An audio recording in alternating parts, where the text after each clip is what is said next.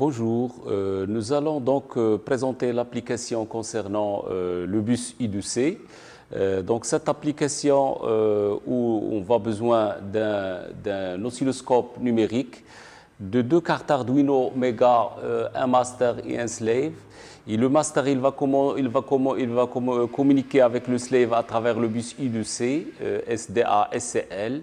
Et nous allons relever la trame, échanger à l'aide d'un oscilloscope numérique que nous allons voir.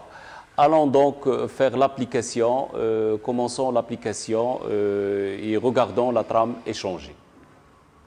Bonjour, là nous allons voir une nouvelle application.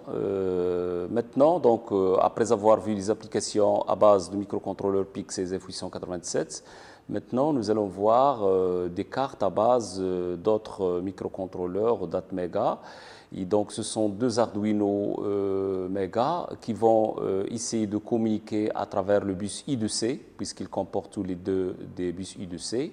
On va utiliser une carte comme étant un master et une autre comme étant un slave. Et donc là, on regarde le bus I2C, le SDA et le SCL, la ligne de données et la ligne de l'horloge. Et donc, on va matérialiser cette communication par un bouton poussoir où on va commander le master. Et le master, il va envoyer la commande au slave qui, à son tour, va allumer ou éteindre une LED. Et donc, sur l'oscilloscope, on va voir la trame. Donc, déjà ici, on n'a pas appuyé. On regarde que la trame, il contient donc dans la partie donnée 0. Et on regarde que, puisqu'on a fixé dans le programme l'adresse du slave comme étant 1, donc ça c'est l'adresse du slave, et dans la partie donnée il y a 0, donc il y a le write qui est à 0 et le ACK.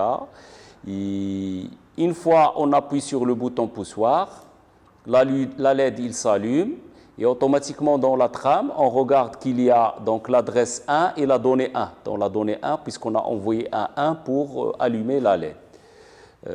Donc, une fois on retire, on regarde qu'on revient à la trame de départ où il y a la donnée qui est égale à 0 et l'adresse qui est égale à 1.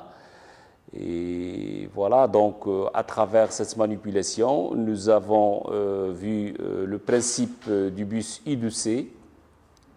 Et donc, en principe, nous avons vu un master et un slave qui communiquent via le bus I2C, SDA et SCL.